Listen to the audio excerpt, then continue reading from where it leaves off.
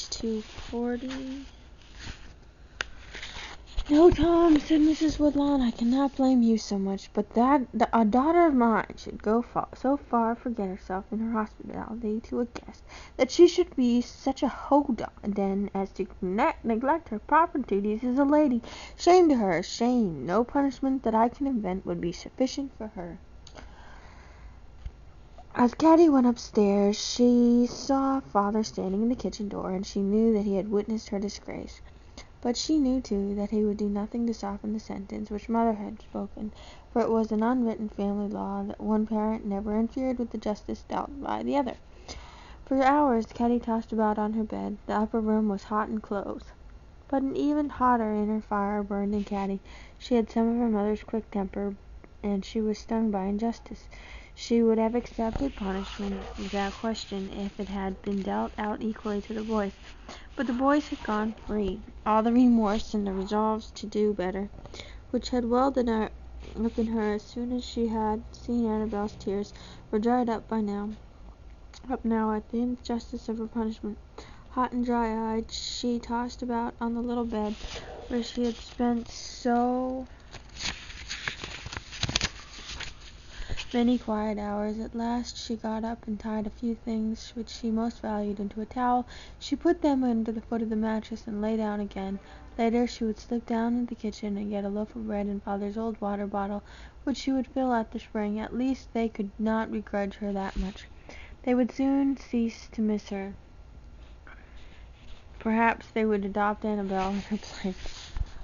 Her anger cooled a little in the fever of making plans. It would have been easier if she had known just where the Indians were, but at this season the woods were full of berries, and there would soon be nuts.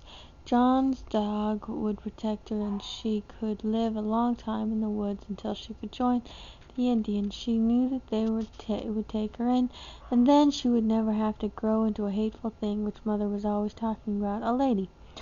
A lady with fine airs and mincing walk, who was afraid to go into the sun without a hat or a sunshade. A lady who made a sampers and wore stays, and was falsely polite no matter how she felt. A soft blue twilight fell, and still Caddy tossed, hot, resentful, and determined. There was a clatter of supper dishes down below, and no one relented enough to send her a bite of bread. A velvet darkness followed the twilight, and through the windows summer stars began to twinkle. Presently Hetty and Minnie came up to bed. Hetty came and stood by Caddy's bed and looked at her. Caddy could feel the long, wistful look, but she did not stir or open her eyes. Hetty was a tattletale. It was torture to have to lie so still. But at last the little sister were breathing the regular breath of sleep, and Caddy could toss and turn again as much as she pleased. She must sleep awake now until the house was all still and the lights out, and then she would be free to run away. Her heart beat fast, and with every beat something hot and painful seemed to throb in her head. A cooler breeze began to come in at the window. How long it took the house to grow quiet tonight! How tiresome they were! They wouldn't even go to bed and let her run away. Then the door creaked a little on its hinges. There was a glimmer of candlelight, and father came in. He went first and looked at Minnie and Hetty. He put a lock of hair back from Minnie's forehead and pulled the sheet up over Hetty's shoulder. Then he came and stood by Caddy's bed. She lay very still, with tightly closed eyes, so that father should think her asleep. It had fooled Hetty, but father knew more than most people did. He put the candle down and sat on the side of the bed and took one of Hetty's hot hands in his cool ones. Then he began to speak in his nice quiet voice, without asking her to wake up or open her eyes or look at him.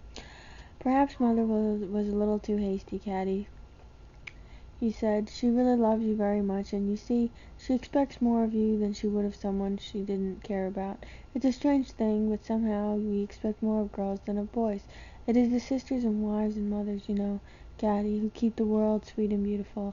What a rough world it would be if there were only men and boys in it, doing things in their own rough way. A woman's task is to teach them gentleness and courtesy and love and kindness. It's a big task too, Caddy, harder than cutting trees or building mills or damming rivers. It takes nerve and courage and patience, but good women have those things. They have them just as much as the men who build bridges and carve roads through the wilderness. A woman's work is something fine and noble to grow up to, and it is just as important as a man's, but no man's could ever do it so well. I don't want you to be the silly, affected person with fine clothes and manners who folks sometimes call a lady. No, that is not what I want for you, my little girl. I want you to be a woman who's with a wise and understanding heart, healthy in body and honest in mind. Do you think you would be like to be growing up into the woman now? How about it, Caddy? Have we run the clots long enough? There was a little silence, and the hot tears, which had not wanted to come all day, were suddenly running down Caddy's cheeks and headed into the pillow. You know, Caddy, said Father gently and apologetically, you know I'm sort of responsible for you, honey. I was the one who urged Mother to let you run wild, because I thought it was the finest way to make a splendid woman of you. And I still believe that, Caddy.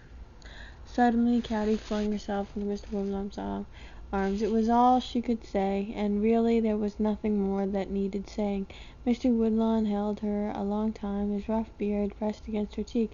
Then, with his big hands, which were so delicate with clockwork, he helped her to undress and straighten her tumbled bed.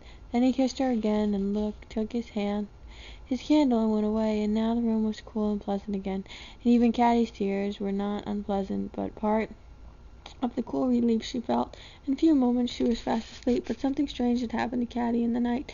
When she awoke she knew that she need not be afraid of growing up. It was not just sewing and weaving and wearing stays.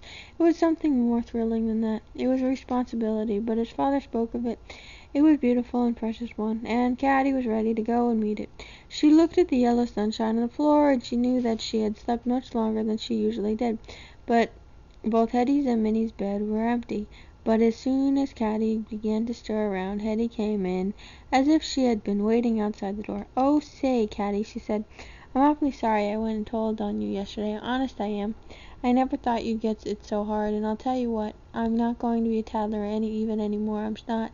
But say, Caddy, I wanted to be the first to tell you Father talked Tom and Warren out to the barn yesterday afternoon, and he said it wasn't fair that you should have all the punishment when the same law had always governed you all, and Tom said so too, although he yelled good and plenty when he was in the It's all right, Hetty and Caddy. I guess we won't be playing any more silly jokes on people." "What's this?" asked Hetty, pulling out in the corner of the queer bundle that stuck out under the corner of Caddy's mattress. Out came a knotted towel with an odd assortment of Caddy's treasures rattling around inside. "Oh, that," said Caddy, untying the knots and putting the things away. "Those are just some things I was looking at yesterday when I had to stay up here alone." And that's 247.